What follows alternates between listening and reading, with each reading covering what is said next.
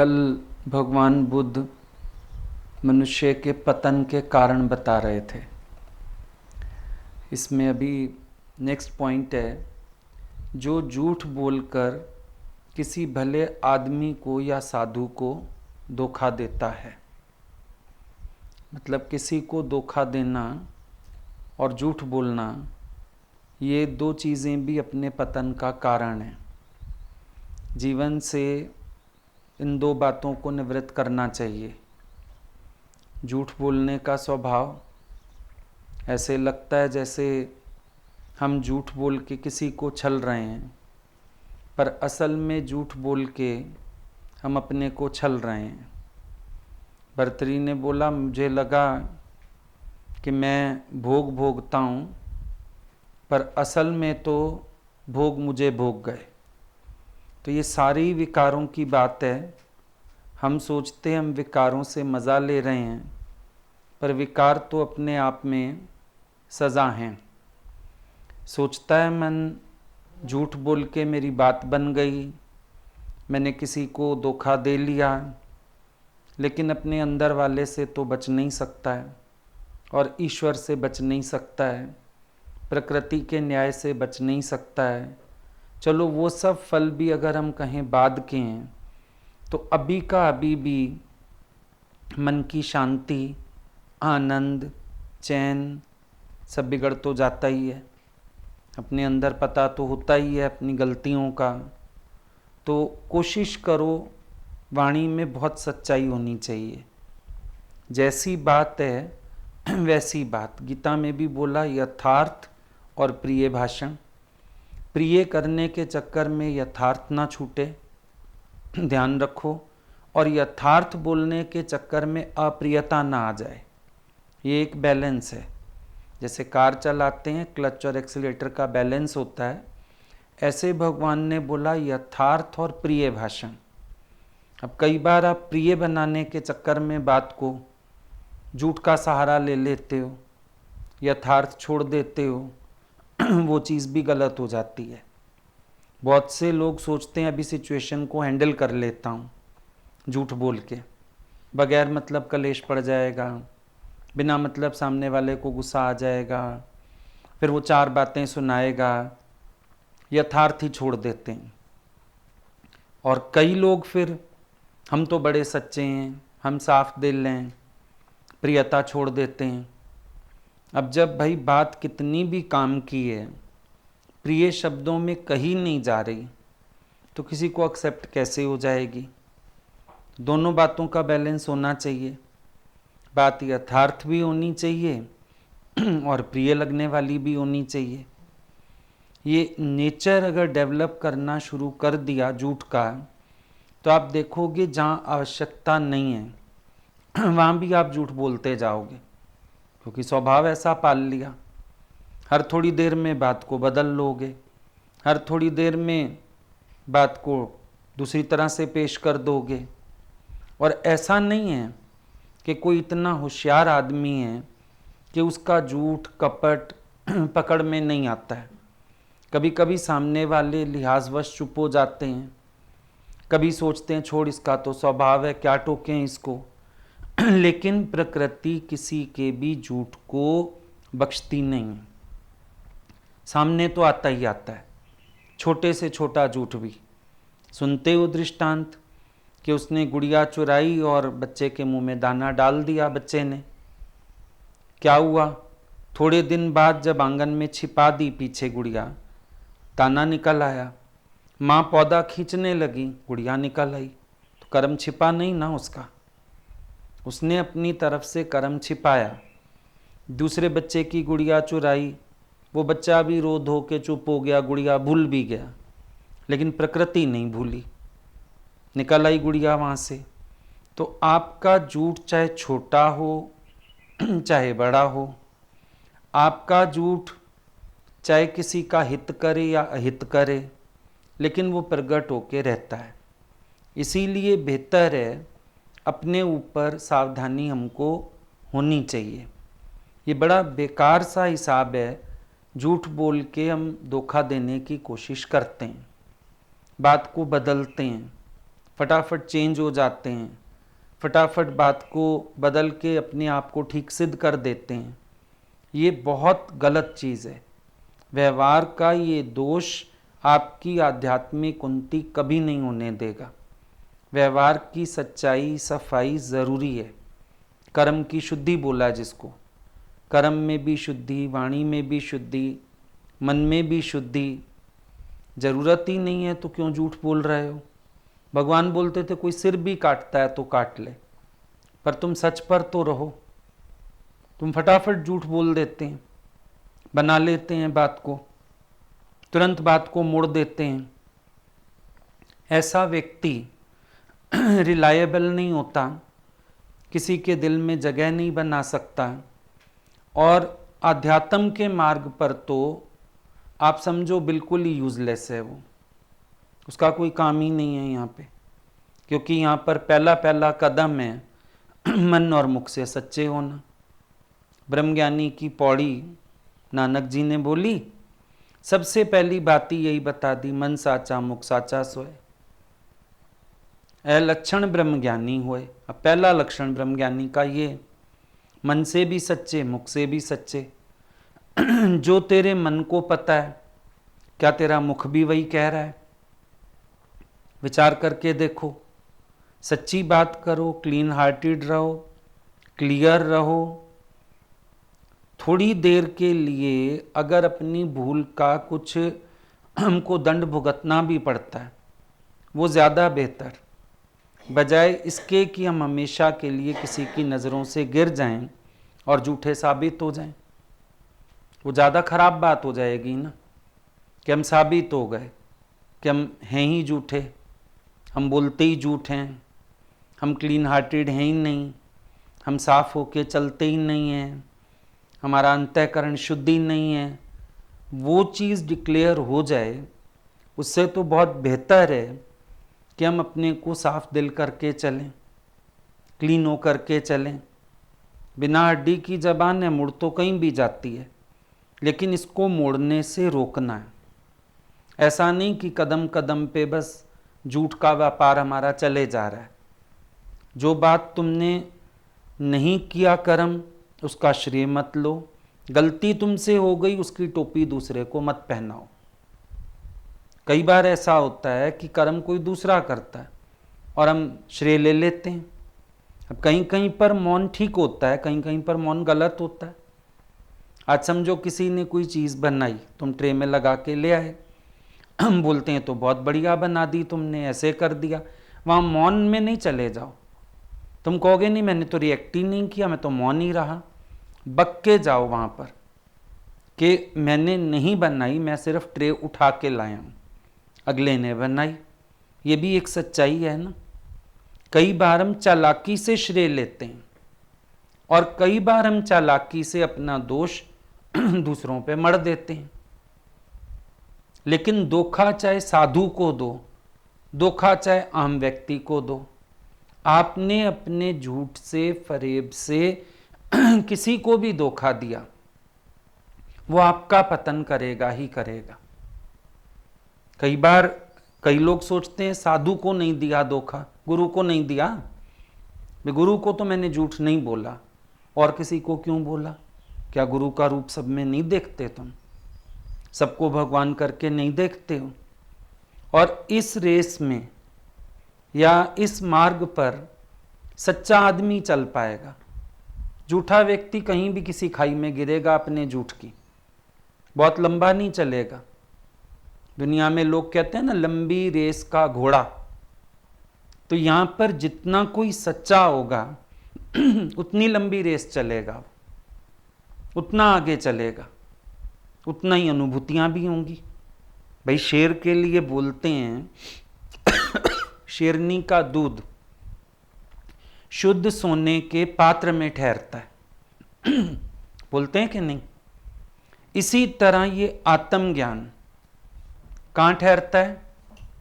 Pure heart में ठहरता है। ये आत्मज्ञान भी सब जगह नहीं रुकता। जो शुद्ध होगा अंतःकरण से, जो पवित्र होगा, ये ज्ञान भी उसी के हृदय में ठहरेगा। आप सोचते हो ज्ञान के लिए कोई बड़ी शर्तें हैं, बिल्कुल भी नहीं। एक बड़ी छोटी सी व्यवहारिक सच्चाई चाहिए, सच्चे आदमी को रंग जल्दी लग जाता है।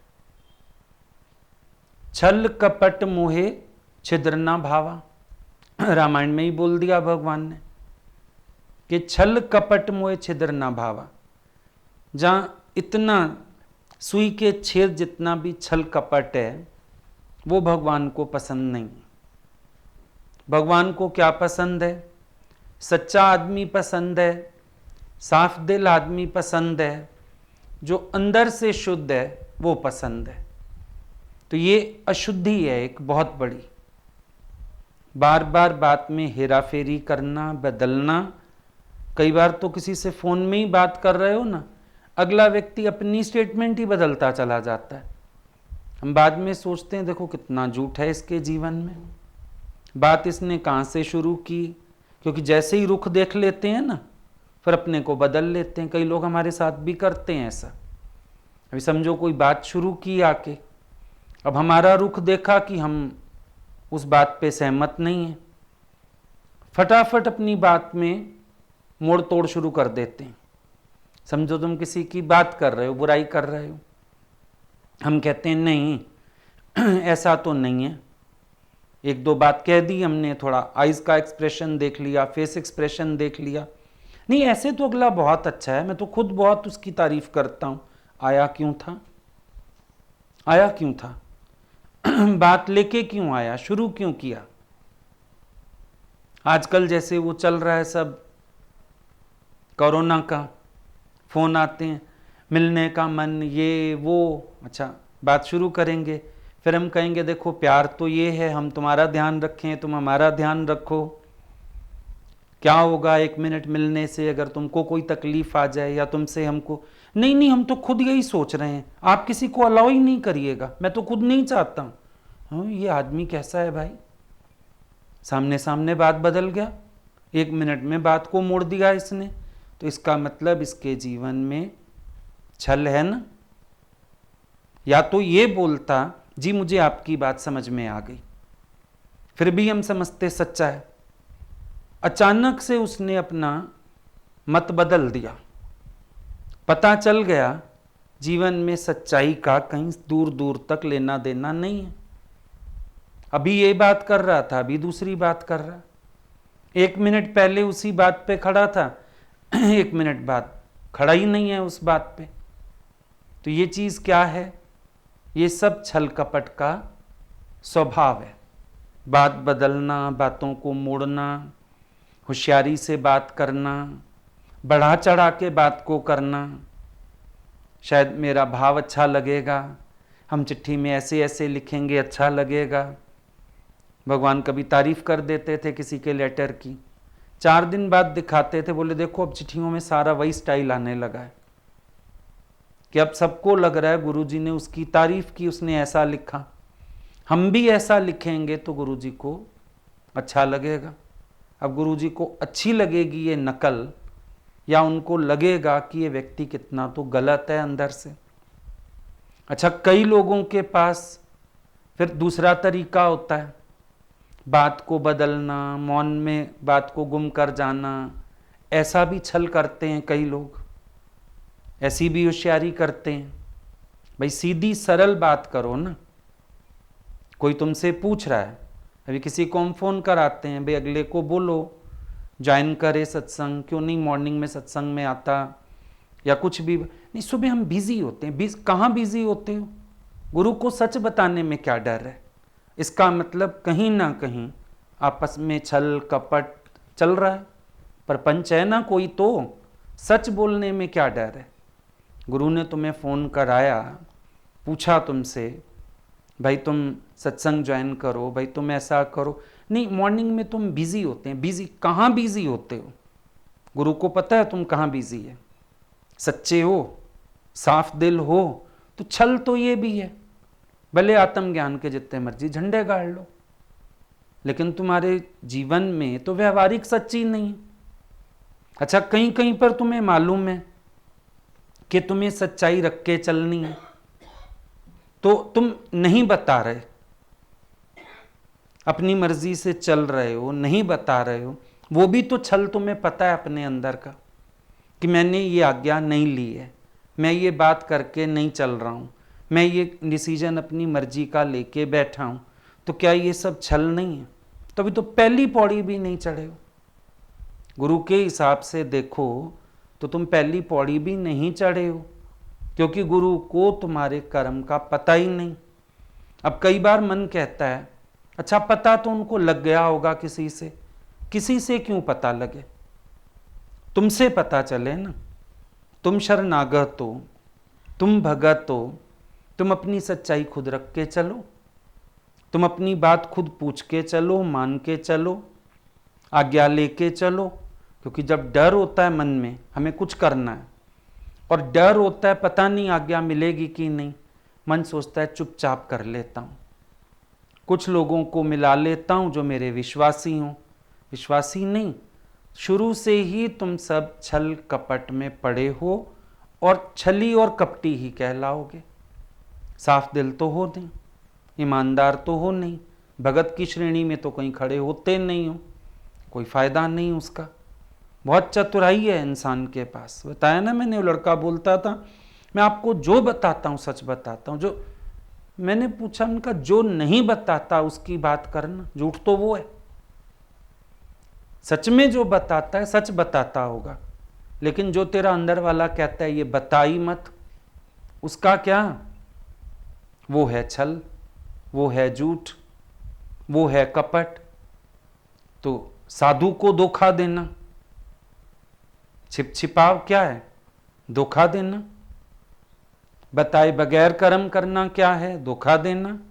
तो बुद्ध ने साफ बोला जिस व्यक्ति के जीवन में झूठ से वो धोखा देता है सामने वाले को, चाहे वो व्यक्ति है चाहे वो साधु है, तभी क्लियर किया ना उन्होंने। क्योंकि साधु तो फिर लोग सोच लेते साधु तो वो जंगल वाला होता है, संत तो वो होता है ना। एक बार क्या हुआ, भगवान ने बोला संत का निंदक मां हत्यारा, संत का निंदक परमेश्वर मारा। एक बोलती है दूसरी को कि संत का निंदक बोला है ना, ये संत थोड़ा है, अगर हम इनकी बात कर भी लेते हैं, इन्होंने कोई गेरू कपड़ा नहीं पहना, कुछ नहीं। तुमने सुनी होगी गुरुजी की कैसेट चलती है, उसमें भगवान ने बोला अरे गुरु महान संत है तुम्हारे लिए, सुना है ना, भगवान बोलते हैं गुरु महान संत है तुम्हारे लिए, ये इसी बात पे बताया उन्होंने। क्योंकि वो लोग सोचते हैं कि वो तो साधु दूसरे होते हैं, उनसे छल नहीं करना चाहिए ना, उनकी निंदा नहीं करनी चाहिए। यहां भी लोग सोच लेते हैं वो साधु थोड़ी हैं कोई, तो हम भले छल कपट का जीवन जिए। तो उसने साधारण आदमी ही बोल दिया, साधारण आदमी। और जब तुम धोखा देते हो कभी एक को नहीं देते, कईयों को देते हो। आज मान लो तुम कार्य में ही लगे हो, अब जिस बात पे तुम गुरु से झूठ सच कर रहे हो, धोखा दे रहे हो, और तुम कह रहे हो मैं अगलों का सच्चा हूं, नहीं, तुम उनको भी तो झूठ में साथी बना रहे हो, उनके भी गुनहगार हो, उनके भी धोखेबाज हो, तो गड़बड़ सारी हो जाती है। फिर बचपन से एक बात हमें बताई जा रही है कि एक झूठ को छिपाने के लिए 10 झूठ बोलने पड़ते हैं। बचपन से सुन रहे हैं ना बात, एक झूठ को छिपाने के लिए 10 झूठ बोलने पड़ते हैं। तो और मतलब पाप बढ़ेगा ना, एक बार हिम्मत पड़ जाए गुरु से भी झूठ सच करने की, एक बार हिम्मत पड़ जाए फिर इंसान बन ही जाता है ऐसा। फिर सारी जिंदगी लग जाती है दोबारा सच्चा होने में, दोबारा गुरु से साफ दिल होने में, दोबारा गुरु से अपनी लिंक जोड़ के चलने में। फिर सारी जिंदगी झूठा ही रह जाता है व्यक्ति, हो ही नहीं पाता सच्चा। और हो भी जाए पता नहीं गुरु का विश्वास तो कभी जीत पाएगा। तो कितना नुकसान हो गया, कितना ज्यादा हम अपना नुकसान कर लेते हैं इस झूठ कपट के मामले में। और देखना कभी कभी बहुत हमारी जब खुल जाए बात, मूड ऑफ हो जाती है। मूड ऑफ कोई पश्चाताप में नहीं हो रहा, पश्चाताप तो ये दोबारा वो झूठ का स्वभाव ना निकले, पर पता है होता क्या है, हमारी फिर ईगो हर्ट हो जाती है कि हमने कितनी सफाई रखी, सच्चाई रखी, लेकिन गड़बड़ हो गई। फिर हमारा झूठ पकड़ा गया। हम नहीं चाहते थे पकड़ा जाए, क्योंकि हम सच्चे ही नहीं कि हम ये चाहते हमारा झूठ पकड़ा जाए। हम तो ढकना ही चाहते थे और वो ढका नहीं गया। यही गड़बड़ है सारी की सारी। दादाजी ने बोला B clean rather than clever. होशियार बनने की कोशिश मत करो, साफ दिल बन जाओ, ज्यादा बेहतर होगा। शुद्ध हृदय होके चलो, वाणी भी शुद्ध हो तुम्हारी। नहीं तो अभी लगेगा मेरे झूठ चलते जा रहे हैं, मेरा कपट चलता जा रहा है, मैं अपना चमक रहा हूं, लेकिन बुद्ध कह रहे हैं ये पतन का कारण बनेगा। यही विकार पतन का कारण बनेगा। आज नहीं तो कल पतन जरूर होगा, क्योंकि साफ दिली है नहीं, क्लीन हार्टेड हो नहीं, शुद्ध हो नहीं। कई लोग बोलते थे भगवान आप जानी जाना ना रहे, अगर हम कुछ गलती कर भी आए, कोई भूल हो भी गई, कोई विकार हो भी गया, आप जानी जाना ना रहे। भगवान कहते थे भले मैं जानी जाना ना रहूं। कांच की बोतल है, वाइट है, दिख रहा है उसके अंदर कचरा है, हमें दिख रहा है, बाहर कहाँ से आएगा? बोतल के मुंह से ही तो बाहर आएगा, निकालने का और कोई तरीका नहीं। तो भले मैं जानी जाना ना रहूं, भले मुझे 4 लोगों से पता चल जाए बात, पर तुमने अपने हिसाब से बात रखी मेरे आगे, तुमने अपनी सच्चाई रखी, तुमने अपनी प्योरिटी रखी, तुमने गुरु के आगे आके अपना विकार कबूल किया।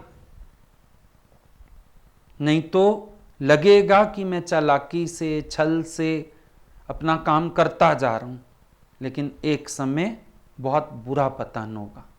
इसीलिए बचना, झूठ बोलकर कभी किसी भले आदमी को या साधु को ठगना नहीं।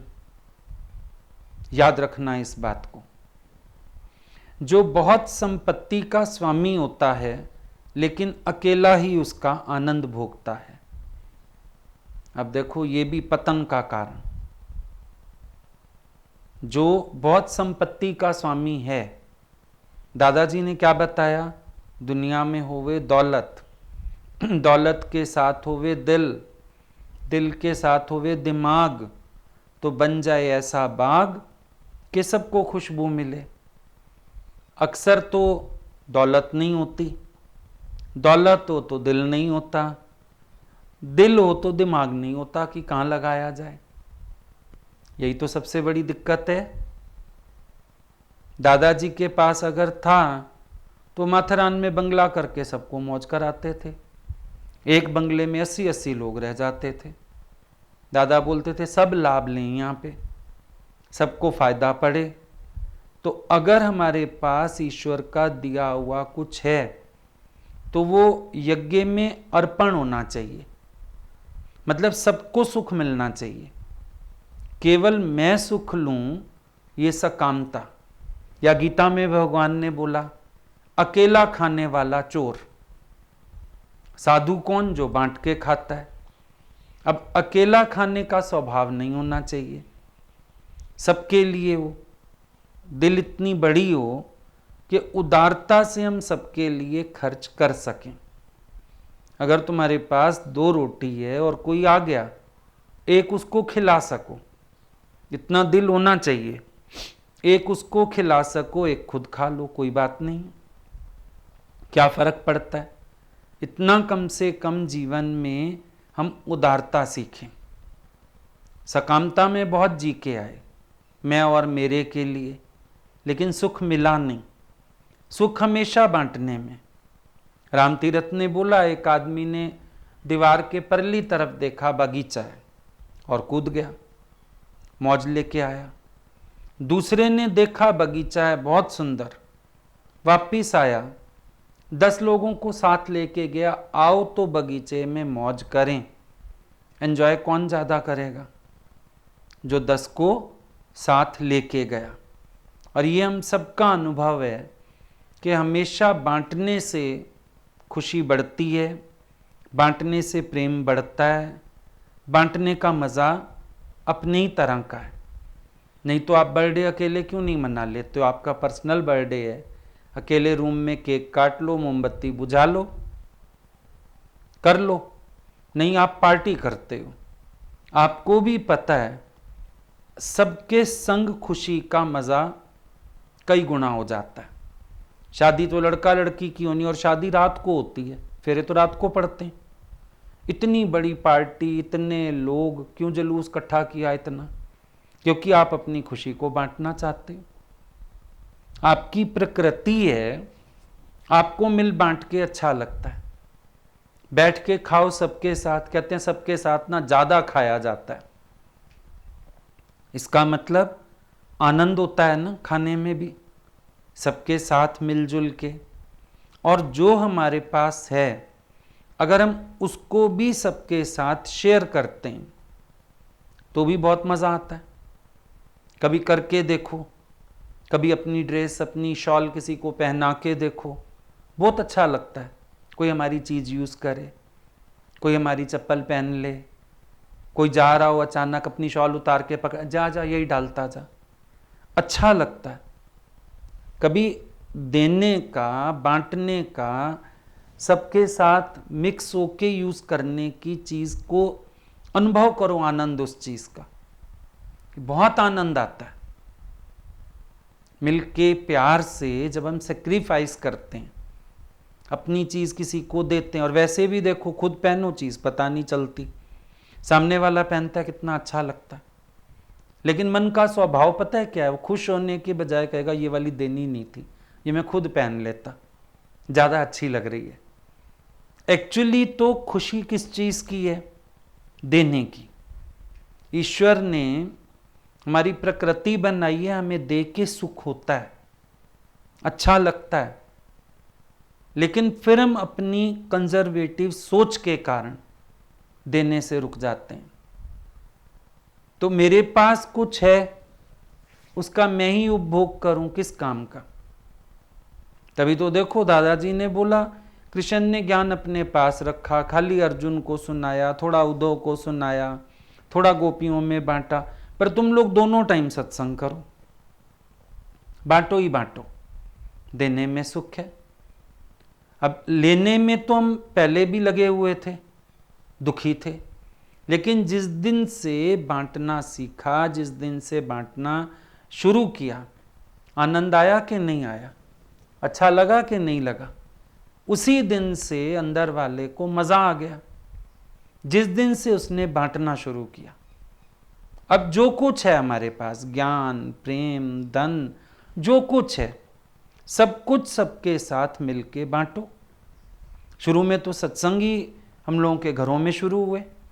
भगवान बोलते थे हर घर मंदिर बनना चाहिए, प्रेमी आने चाहिए, तुम्हारे घरों में सत्संग होना चाहिए। अब तो भीड़ इतनी हो गई, हो नहीं पाता है, लेकिन अब फिर समय आ गया। देखो फिर दादाजी का पुराना समय याद आता है। भाई 4-6 लोग बैठ के बेड पे सत्संग कर लेते थे, एक बार फिर वही समय आ गया, घर में ही बैठ के सत्संग करो, फिर वही घर मंदिर हो गया, फिर वही घर में एक स्थान बन गया, भाई ये सत्संग की जगह बनी हुई है, सत्संग की जगह बनी हुई है, हो गया। अच्छा लगता है, मज़ा आता है। आता था मन में कभी कभी, हम लोगों के घर छोटे हैं, हम सत्संग नहीं कर पाते, भगवान ने वो संकल्प भी पूरा कर दिया, महीनों के हिसाब से घर में सत्संग हो रहा है, करो भाई, ये भी मौज लो। तो गुरु क्या सिखाता है? जो कुछ है उस पे सबका अधिकार है। ये मत सोचो खाली मेरा अधिकार है, खाली मेरे लिए है, सबके लिए है।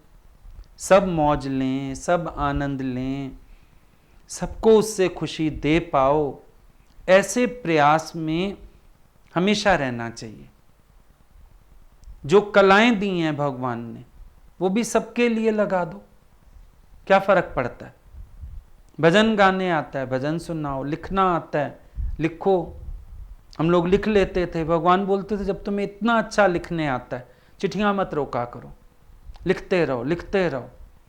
तुम लिख सकते हो, तुम्हारी कलम से किसी को ताकत मिल सकती है, कलम मत रुकने दो, लिखते रहो। कि जो कला भगवान ने दी है उसको बांटो।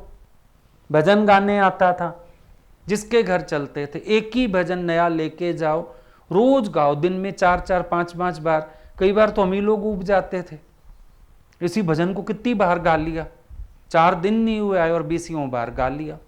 पर वो नहीं अकते थे। नए प्रेमी आए, सुनाओ सुनाओ, इसको सुनाओ, इसको सुनाओ। कमरे में बैठे, इसका नया भजन सुना, बना के लाया है, बहुत अच्छा है, फिर गाओ, फिर ढोलक ले आओ। एक दृष्टांत चलता था, खुद भगवान सारा दिन एक एक को बताते थे और उतनी ही रस से। कई बार हम लोगों को कह देते थे, हम लोग शॉर्ट में बता देते थे, भाई 10 बार तो सुन लिया, वही सुना लिया। बोलते थे ऐसे थोड़ी, जैसे मैंने सुनाया वैसे सुनाओ, रसा के क्यों नहीं बताते? तो पहली बार सुन ला अगला तो अच्छा जी। तो जो कुछ है उसको उतने ही शौक से, उतने ही प्यार से, कई बार भाव का भी फर्क पड़ जाता है, भाई जो मेरा नज़दीकी है, जो मेरा अपना है, अच्छा उसके लिए फिर हो जाता है अच्छे से। दूसरे के लिए फिर हम कभी कंजूसी कर गए, कभी कुछ कर गए, वो भी नहीं। भगवान बोलते थे एक ही भाव से, कर्म भी तुम्हारा कैसा हो, सम्यक, सम्यक कर्म, एक सा हो सबके लिए, सबके लिए प्यार, सबके लिए भाव। एक बार गीता भगवान रसोई में चले गए तो देखा फुल्का संगत का बन के जा रहा था, कोई मोटा, कोई कच्चा, कोई जला हुआ। भगवान ने पकड़ लिया, बोला हमारी टेबल पे तो फुल्के अच्छे आ रहे थे, ये क्या है? अब बनाने वाले के मुंह से निकल गया, अब ये संगत के लिए जा रहा है। तो बोला संगत है, गाय बैल है, तुम उनके लिए भी वैसा ही फुल्का बनाओ जैसा मेरे लिए आया था, उसी तरह फूला हुआ, उसी तरह से ना कच्चा ना पक्का ना जला हुआ, ठीक फुल्का जो होता है। सारी संगत को वैसा फुल्का दो, चाहे 80 लोग बैठे। फुल्के में भेद कैसे आ गया तुम्हारे? तो स्वामी जरूरी नहीं तुम संपत्ति के होते हो, कई चीजों के स्वामी हो ना, कई कलाओं के स्वामी हो, कई गुणों के स्वामी हो। हर चीज सम्यक रूप से सबके लिए। कोई गुरु कह देता है अच्छा ये चीज बना दो, तो फटाफट बनाओगे। आज संगत में किसी का मन हो गया, उसके लिए भी उतने ही प्यार से बना दो। बोलो बना के खिलाते हैं ना, चाहे तुम्हारे लिए एक कटोरी जितना बनाते हैं, तुम्हारा मन कर रहा है लाओ आज हम तुम्हें बना के खिलाते हैं, क्या हो गया? इतना प्यार अंदर होना चाहिए। ऐसा नहीं कि तुम स्वामी हो गए तो कुंडली मार के बैठ जाओ। इसीलिए जब किसी को सेवा भी सौंपी जाती है रसोई की, किसी की, हम सबको बोलते हैं कोई खाने नहीं आता तुम्हारे पास, खाने के लिए किसी को टोकना मत, खाने के लिए किसी से कुछ करना मत। कोई पेट के ऊपर बांध के तो ले जाएगा नहीं। कोई कोई होता है जो स्वाद के अधीन, और वो एक एक्सेप्शनल केस हो जाता है। अब कभी बड़ी उम्र के लोग भी आ जाते हैं, चलो कोई बात नहीं, अगले का मन है कुछ खाने का, तुम इतना सा बना के दे दो। पता नहीं अपने घर में तुम होते, तुम्हें सास ससुर की कितनी करनी पड़ती, रोज करनी पड़ती, दिन में 10-10 बार करनी पड़ती। यहाँ तो अभी कुछ भी नहीं, क्या हो गया? किसी का मन है तो एक दूसरे को समझना, प्यार को समझना, भावों को समझना, एक दूसरे के लिए सोचना, एक दूसरे के लिए जीना, ये सब होना चाहिए। ऐसा नहीं कि मुझे अगर कहीं पर इंचार्ज बना दिया, स्वामी बना दिया, तो मैं कुंडली मार के बैठ गया उसके ऊपर, आओ अब जो आएगा उसको तो डंक लगाऊंगा। ऐसा नहीं, उल्टा अपनी ओर से कोशिश करो, जितनी खुशी दे सकते हो दो। बोलो मेरे को तो अभी मौका मिला है ना सेवा का, आओ मैं सेवा करता हूँ, आओ मैं खिलाता हूँ, आओ मैं तुम्हें पिलाता हूँ, आओ मैं तुम्हारा शौक पूरा करता हूँ। मुझे बताओ आज क्या फर्क पड़ता है? कभी संगत होती है तो तुम बहुत ज़्यादा लोग हों तो फर्क पड़ता है, भाई तुम एक एक से पूछ नहीं सकते। पर कभी तुम्हारे पास भीड़ नहीं है, थोड़े लोग हो, उल्टा प्यार से पूछ ही लो, बताओ भाई आज क्या मौज है तुम सबकी, जो खाओ वही बन जाता है, जैसा खाओ वैसा बन जाता है, क्या फर्क पड़ रहा है? तो ध्यान रखना कि अगर संपत्ति के स्वामी हो कहीं पर, तो तुम सबके सुख के लिए जीना। ये ना हो कि लोग सोचें कि तुम कब हटोगे और वो सुख से जिएंगे। ये गलती नहीं करनी कभी भी, ध्यान रखो इस बात का। अच्छा, कई बार कई लोग यूं भी अड़ जाते हैं, भाई हम आउट ऑफ द वे जाएं क्या? अच्छा, कहीं फंस जाते हो, गुरु से बात कर लो, वो तुम्हें गाइड कर देगा कैसे करो कैसे नहीं करो। और हर जगह एक चीज चलती भी नहीं है, फ्लेक्सिबल तो देखो होना पड़ता है, फ्लेक्सिबल हुए बिना गुजारा ही नहीं। अब एक समय था ऋषि मुनियों के आश्रम और सबके शरीर दूसरी तरह के थे, अभी सबके शरीर ही अलग है। छोटे छोटे बच्चों के शरीर ही सालिम नहीं है आजकल, कोई चल ही नहीं सकता।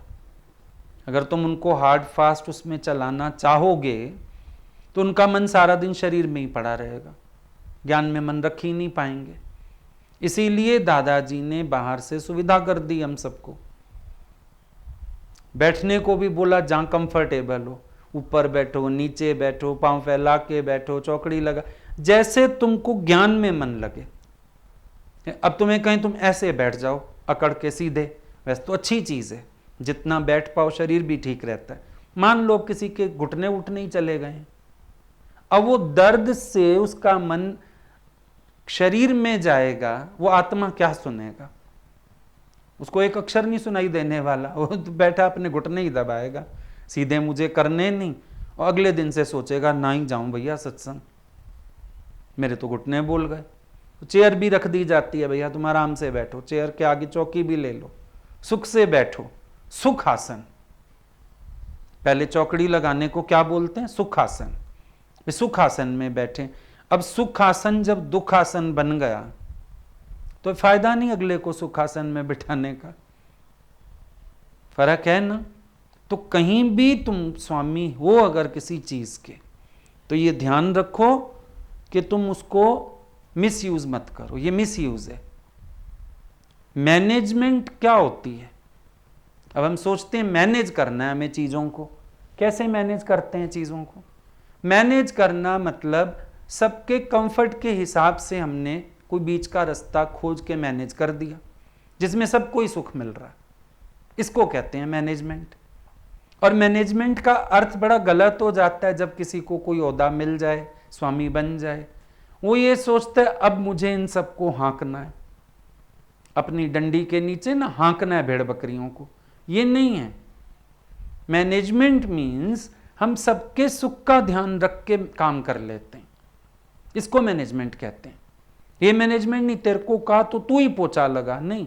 मैनेजमेंट माना अगर तेरी तबीयत ठीक नहीं है, पोछा नहीं लग सकता, यू टेक रेस्ट, दूसरा लगा लेगा, इसको मैनेजमेंट कहते हैं। तेरे पास कोई और काम है, नहीं तू छोड़ के अभी रसोई में ही आ, नहीं, ये मैनेजमेंट नहीं है। तुम ये काम कर रहे हो, अच्छा कोई नहीं, हम दूसरा व्यक्ति देखते हैं, वो किचन में कर लेगा, इसको कहते हैं मैनेजमेंट। मैनेजमेंट का अर्थ ही नहीं आया। मैनेजमेंट का मतलब ये नहीं होता कि हाँकने वाला। मैनेजमेंट मतलब होता है, मैनेजर कौन होता है?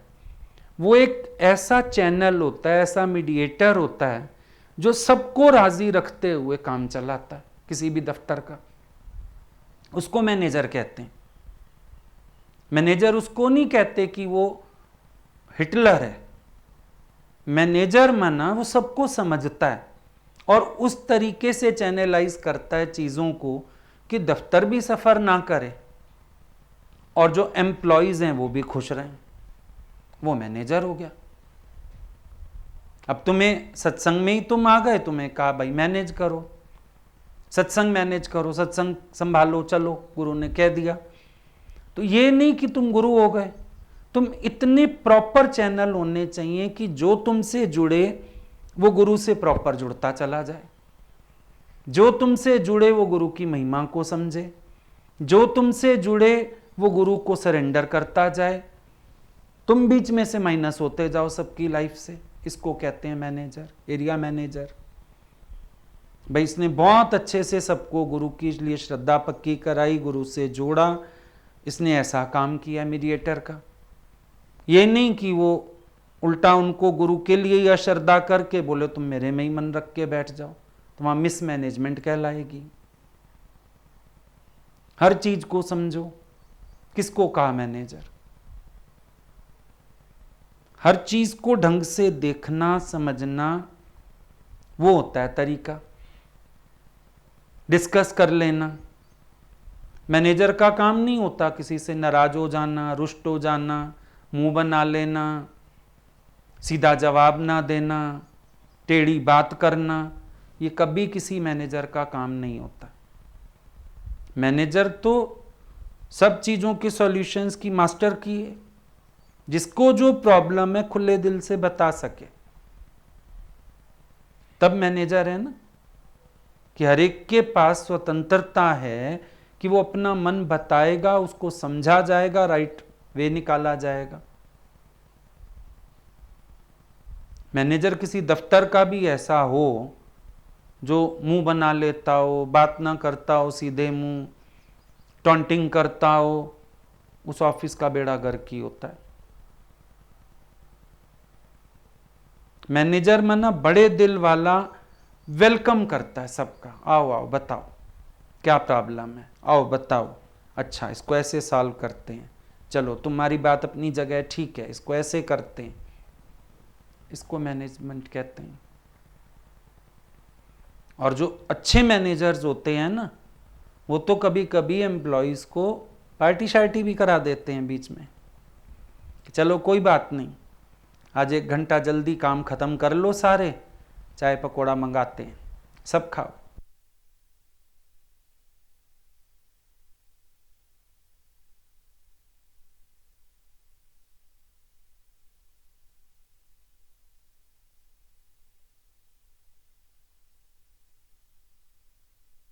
तो इन सब चीजों को हमें जरूर ध्यान देना पड़ेगा।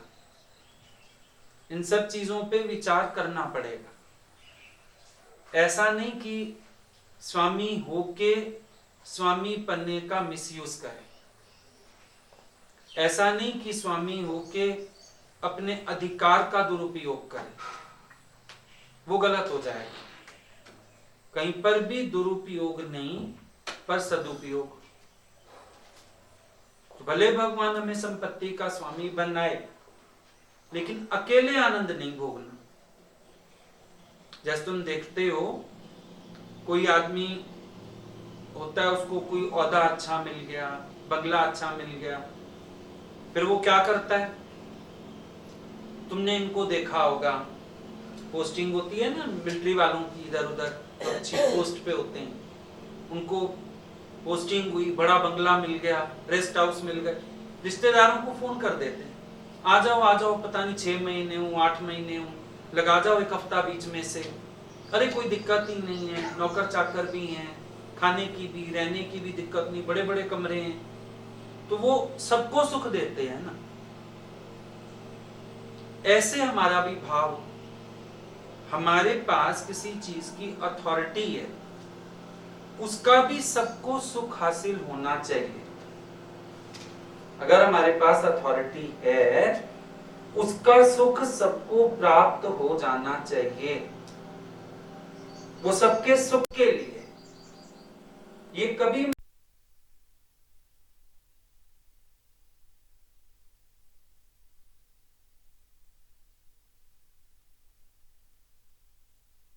तरफ के सुख के लिए, मेरा अकेले का सुख नहीं, सबका सुख। ये हमेशा ध्यान में रहे बात, कि जो भी हमसे होता है वो सबके सुख के लिए है। क्योंकि मान लो हम ऐसी मैनेजमेंट करते हैं जिसमें दूसरे का दुख है, तो उसमें मैनेजमेंट अच्छी नहीं मानी जाएगी। मेरे को परमात्मा ने सुविधा दी, सुख दिया, संपत्ति दिया, लेकिन मैं किसी को सुख नहीं दे पाया, तो फायदा नहीं उसका। ये फिर पतन के लिए। क्योंकि जब इंसान सेल्फ सेंटर्ड होता है, स्वार्थी होता है, सिर्फ अपने नजरियों से सोचता है, पतन की तरफ जाएगा। ऐसा मैनेजर पतन की तरफ जाता है, ऐसा एरिया मैनेजर पतन की तरफ जाता है कि जब तक लोग उसके बने रहेंगे। जिस दिन एक की भी आंख खुल गई, सब तहलका मच जाएगा, खराब हो जाएगा काम, क्योंकि गलतियां तो हैं ही। वो तो जब तक अंधे बने हुए हैं सब। अब कोई मैनेज कर रहा है, अगर वो नहीं छोड़ता हिटलरशिप, तो एक समय प्रजा से ही आवाज उठ जाती है कि भाई ये हटे यहां से, इसका ओहदा ही बेकार है, इसका स्वामित्व बेकार है, खराबी हो जाएगी। तो पतन का कारण होगा। ना वो उदार दिल, ना वो निष्काम, ना उसकी भक्ति निष्काम, कुछ भी नहीं आएगा जीवन में, पतन हो जाएगा। और जबकि अच्छी तरह से चलने में, सबका सुख सोच के चलने में, उसके जीवन में कलाएं खिलेंगी। कुछ बन के नहीं बैठेगा, भक्ति निष्काम, गुरु को अर्पण करेगा, भक्ति निष्काम, उदार दिल होके चलेगा, जीवन निष्काम, सबका प्यार पाएगा, सबको प्यार करेगा, संकीर्णताओं के स्वभाव छूटेंगे। तो ये चीज समझने की है। फिर जो अपनी जाति, धन या गोत्र पर अभिमान करता है और अपने संबंधियों का तिरस्कार करता है, ये भी पतन का बड़ा कारण है। अभिमान, मैं तो बहुत ऊंची जात वाला, छोटी जात वाले का अपमान करेगा। कई बार होता है फैमिलीज में, कोई बच्चे अच्छे निकल जाते हैं और पैसा बढ़ जाता है, धन आ जाता है, फिर वो बाकी रिलेटिव्स को ऐसे देखते हैं कि ये तो हमारे सामने कुछ भी नहीं है। गिरी हुई नज़र से उनको देखना, मैं बहुत पढ़ा लिखा, मैं बहुत समझदार है, मेरे को तो इससे नफरत, मेरे को तो उससे नफरत। ऐसे आदमी का शनै शनै जीवन में अपना पतन होता है। सोचता वो ये है कि मैं अपने घमंड में भर के शायद दूसरों का तिरस्कार कर रहा हूं, मैंने इसकी बेइज्जती कर दी, मैंने उसकी बेइज्जती कर दी। कई लोग तो बात करना पसंद नहीं करते, नमस्ते करना पसंद नहीं करते। रिलेटिव्स वगैरह आ जाए ना, नमस्ते ही नहीं करेंगे, घर में ही नहीं घुसेंगे, पता हो किसी ने आना है, हम घर नहीं आएंगे जब तक वो बैठे रहेंगे, फ़ोन करके पूछते रहेंगे, चले गए तो मैं घर आऊँ। इतना घमंड किस काम का? आखिर पतन। जीवन में कहीं उन्नति तो होती नहीं, जीवन में कहीं सेटिस्फेक्शन तो मिलता नहीं, क्योंकि ना देखा बड़ा, ना देखा छोटा, घमंड में जवानी का नशा, पैसे का नशा, पढ़ाई का नशा, पता नहीं किस चीज़ का नशा होता है। इंसान अभिमान तो बहुत कर लेता है, अभिमान में भर के तिरस्कार भी खूब कर लेता है। कोई रिएक्ट नहीं करता तो वो सोचता है शायद मैं इतना होशियार हूँ कि अगले लोग रिएक्ट भी नहीं कर पा रहे हो, मैं जिसकी जैसी मर्जी बेइज्जती कर रहा हूँ। लेकिन जब अंदर हर्ट होता है कोई भी, प्रकृति और ईश्वर तो साक्षी हैं, वहाँ से तो नहीं छूट पाओगे। तो क्या होता है, ऐसी चीज़ों के फिर परिणाम सामने आते हैं कहीं ना कहीं। कई लोगों को तुमने देखा होगा, पैसा बहुत है, फैमिली लाइफ सेट नहीं है। किसी के घर देखो तो औलाद नहीं है, किसी के घर देखो तो मियाँ बीवी की नहीं बन रही है, किसी के घर देखो तो उम्र निकल जाती है, बच्चों की शादियाँ नहीं हो पाती हैं, किसी के यहाँ देखो तो बच्चे सेटल नहीं हो पाते हैं, ना ढंग की नौकरी लग रही है, ना ढंग से कोई बिजनेस सेट हो रहा है, जिंदगी ऐसे ख्वार। परिणाम आ गया सामने। तिरस्कार तो सबका कर लिया, किसी को गाली दिया, किसी के लिए गलत सोचा, सामने सामने बेइज्जती किया, सामने कोई खड़ा है नमस्ते नहीं किया, तो भाई हम पता नहीं क्या हैं। लेकिन बुद्ध कह रहे हैं ये पतन है, इंसान पतन की खाई में जा रहा है। अच्छा, कहीं पर तो तुम देखो बच्चों को पेरेंट्स की भी शय होती है, कई बड़ों का स्वभाव ऐसे, कहीं फिर बच्चों को शय देते हैं पेरेंट्स। हाँ हाँ तुम मत परवाह किया करो, हमारे सामने क्या है, कुछ भी नहीं है, हमारे सामने उनकी क्या औकात है, हम इतने रईस, हम पैसे वाले, ठीक है आए बस दूर से बात करके निकालो बाहर, बहुत होता है। लेकिन सोच रहे हैं हमने अपने बच्चों को कुछ अच्छा सिखाया, लेकिन जितना तिरस्कार करवाओगे किसी का, दिखता तो माँ बाप को भी है। अब एक समय माँ बाप भी तिरस्कृत और अगला तो अपने जीवन से ही धिक्कारा जाता है। जैसे ऐसे लगता है प्रकृति हर जगह से धिक्कारने को ही बैठी हुई है, तिरस्कार करने को ही बैठी हुई है। ये गलती कभी मत करना, ना ज्ञान के नशे में भी मत करना। मैं ज्ञानी, ये अज्ञानी, कि किसी का तिरस्कार, तभी ज्ञानी किसी के प्यार का भी तिरस्कार नहीं करता है। कोई चल के आता है, कोई मिलने आता है, वो तिरस्कार, राम तीरथ कर रहे थे तिरस्कार, उनके शिष्य ने ही रोक दिया। बोला क्यों? जब आप सबको प्यार कर सकते हो, इन 2 बच्चों ने आपका क्या बिगाड़ा? इनको आप तिरस्कार करके क्यों भेज रहे हो? बोला नहीं, अच्छा चलो फ्रूट्स दे दो, चीजें दे दो, तिरस्कार नहीं करते। बोला मिलो। आपके अंदर अगर नाम रूप रिश्ता नहीं है, आप उनको फिर प्यार करके भेजो। बोला मेरे ये सन्यासी चोले की मर्यादा नहीं है। खुद ही उठ के राम तीरथ ने चोला फाड़ दिया। बोला इसने भी एक बंधन रख छोड़ा है मेरे लिए कि सन्यास की मर्यादा अपने वालों से मिलने को मना करती है। बोला मेरे को भेद रखना पड़ रहा है दिमाग में, अपने पराए, फाड़ दिया चोला। संत इतनी ऊंची ऊंची छलांगे लगा गए कि किसी का तिरस्कार हम नहीं करेंगे।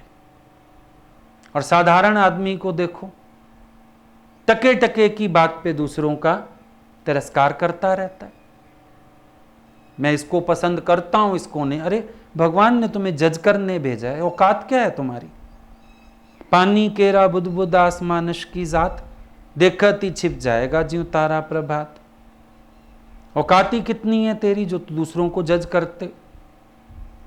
औकात कितनी है तेरी जो तुम दूसरों को टॉन्ट करते हो? तुम्हारी अपनी सोच गलत, तुम्हारा नजरिया गलत, तुम्हारे माइंड में जो बातें डाली गई, जो जहर डाला गया वो गलत। वो सब तो विचारा नहीं। जिस धन का अभिमान कर रहे हो, अच्छा क्या करोगे? चलो पैसा है और तुम्हें कोई प्यार करने वाला नहीं, कोई रिश्तेदार नहीं, कोई लेना नहीं, कोई देना नहीं, किसी से तुमने बना के नहीं रखी, अब ऐसे पैसे को क्या करोगे? किस काम का वो धन? वो धन भी सफा बेकार, काम का तो नहीं है। मान लो तुम्हारा औदा बड़ा है, क्या करोगे? अकेले कुर्सी पे चढ़े बैठे रहो। उल्लू भी चढ़ा बैठा है शाख पे, किस काम का? बैठा रहे, बेकार। जीवन तो उसका ना जो सबके प्यार में बीत रहा है। जीवन तो उसका ना जो सबके साथ खुशी से जी रहा है। जीवन तो उसका ना जिसके मन में कोई मैल नहीं है किसी के लिए। जीवन तो उसका ना जिसके अंदर प्यार है जड़ चेतन के लिए। ये कैसा जीवन है जहां इतना अहंकार का अंधेरा है कि अपने आगे किसी को हम कुछ समझना ही नहीं चाहते। कोई भी तिरस्कृत नहीं होना चाहिए। किसी को भी ऐसी निगाह से भी मत देखो कि लगे तुम तिरस्कार कर रहे हो, बेइज्जती कर रहे हो। किसी की गलती भी मत जनवाओ आंखें घूर के। तिरस्कार किया ना तुमने, उस घट में भगवान का तिरस्कार किया। विचार करके देखो, तुम्हें पता चलेगा आज भी असावधानी है। किसी की शब्दों से उपेक्षा कर जाते हो, किसी की वाणी से उपेक्षा कर जाते हो, किसी की कर्म से उपेक्षा कर जाते हो, कहीं मन में तिरस्कार कर देते हो किसी का। क्यों हुए ऐसी बातें तुम्हारे पास? तुम्हारा एक्शन भी क्यों हो ऐसा कोई? क्यों किसी को लगे कि तुम उसको बुद्धू समझ रहे हो, पागल समझ रहे हो, डोमिनेट कर रहे हो, घूर के किसी को कुछ कह रहे हो? क्या कहना चाहते हो? अधिकार जताना चाहते हो? खुद कर लो, करके दिखा दो। क्या करना चाहते हो? विचार करके देखो।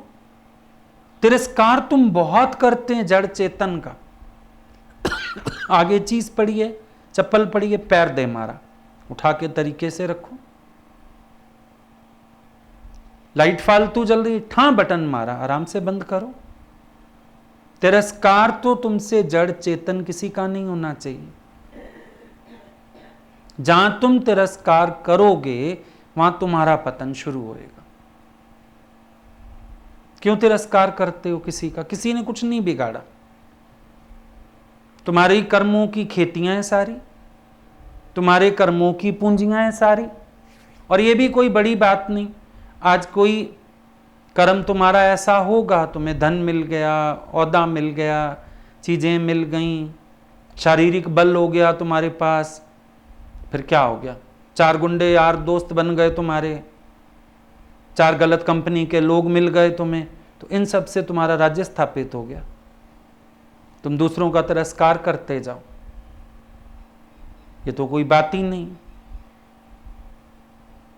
ये तो कोई तरीका ही नहीं। तो जितना ठोकर मारोगे किसी चीज को, उतनी ठोकरें जीवन में पड़ेंगी, तैयार रहना। फिर ये ना कहना भगवान ने ठोकरें मारी, नहीं, तुमने ठोकर मारी वो पलट के आएगी। अभी तुम दीवार को मुक्का मारो, चोट तुम्हें आएगी आएगी। तुम भले कहो कि दीवार ने मारी, नहीं, तुमने चोट मारी थी, दीवार ने तो रिएक्शन दिया, मिलेगा। तुम भगवान की दहलीज को तिरस्कृत करो, कितने लोग भगवान की दहलीज का तिरस्कार करते हैं। फिर जिस दिन भगवान तिरस्कार करता है, किसी दहलीज पे पांव ही नहीं टिकने देता। ये भी देखा, जिस दहलीज पे पांव रखते हैं वहीं उल्टा पड़ता है। भगवान का तिरस्कार किया है, मजाक थोड़ी है कोई। तो पतन होता ही होता जाता है, माया में भी पतन होता जाता है। एक समय इंसान कहीं का रहता ही नहीं, अकेला रह जाएगा, अकेला थकेला, रोएगा बैठ के, दुखी होएगा। जग जिसे कहते हैं कर्मों की खेती है, जैसा यहां बोए कोई वैसा फल देती है। तूने बोया क्या था प्राणी, तेरी आत्मा ही जाने, परमात्मा ही जाने। जितना गलत किसी के लिए सोचोगे, सारा गलत तुम्हारे अपने सामने आएगा। जितना गलत किसी के साथ करोगे, सब तुम्हारे अपने साथ होगा। ये प्रकृति ऐसी है। यहां पर इंसान करते समय सोचता नहीं है, लेकिन भोगते समय बड़ा परेशान हो जाता है। पर सच्चाई तो यही है कि तुमने किया, अब तुम ही भुगतोगे, कोई और थोड़ी भुगतने आएगा तेरी जगह। तुम्ही किया, अब तुम्हारा ही भुगतान है। कुछ भी ऐसे नहीं आ रहा तुम्हारे पास। तुम्हारी गलत सोच, तुम्हारे गलत बोल, तुम्हारे गलत कर्म, ये सब परिणाम रूप सामने आते ही आते हैं, जरूर आते हैं। कभी इंसान का वश चल जाता है, कोई सीधा व्यक्ति होता है, उस पर वश चल गया, कोई बात नहीं। अब उस बेचारे की लाठी उठाने की उसमें हिम्मत नहीं थी, पर परमात्मा की लाठी में आवाज भी नहीं होगी, पड़ेगी भी बड़े जोर से। होता है ना, कई बार जान पहचान होती है, कुछ होता है, चलो किसी को फंसवा दिया, किसी पे गलत केस करवा दिया, किसी की मारपीट करा दिया, कोई बात नहीं। नहीं अगले व्यक्ति का वश चला तुम्हारे ऊपर भाई, तुम दमदार निकले, ताकतवर निकले, कोई बात नहीं। हेकड़ी तो भगवान सबकी निकालता है फिर एक समय। और अंदर अंदर अपने कर्म याद भी आते हैं, ऐसा नहीं है याद नहीं आते। अपने कर्म अंदर अंदर इंसान को याद भी पड़ते हैं कि मैंने किसी से गलत किया है, मैं किसी से गलत चला हूं, मैंने किसी सज्जन पुरुष को सताया है, मैंने किसी सीधे व्यक्ति का नाजायज फायदा उठाया है, मैंने जानबूझ के अगले को फंसाया, मैंने उसके साथ गलत किया। जान पहचान निकल आती है, नकली कागज बनवा लो, कुछ कर लो, पता नहीं क्या क्या दुनिया में तो पता नहीं क्या क्या चल ही रहा है। लेकिन यह नहीं है कि ईश्वर साक्षी नहीं है। जहां भी किसी का किसी भी रूप में तिरस्कार किया, एक समय सामने आएगा जरूर। कोई नहीं बचा सकता, गुरु भी नहीं बचा सकता।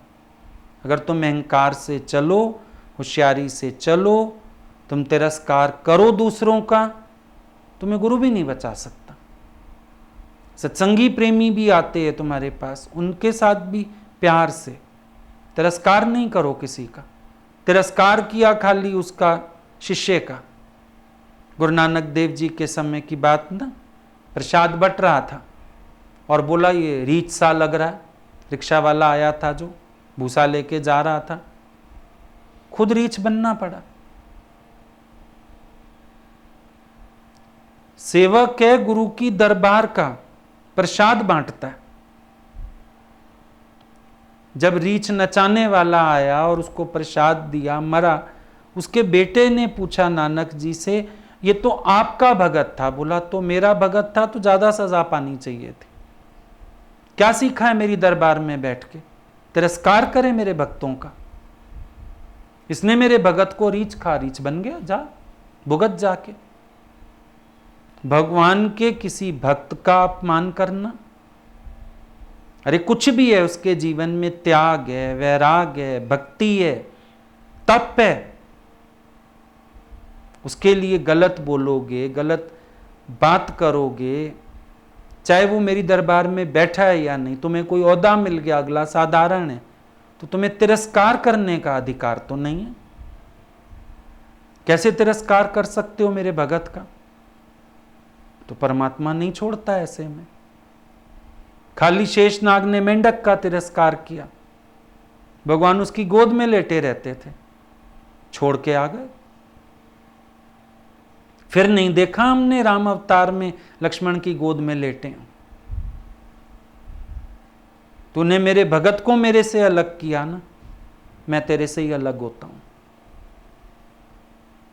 सोचो कितना तड़पता होगा कि जो भगवान मेरी गोद से निकलते नहीं थे, इतने साल मेरी गोद में वापस आए ही नहीं। सोच के देखो, तिरस्कार किया खाली एक मेंढक का, और भगवान फिर नंगे पांव चल के केवट के घर गए हैं।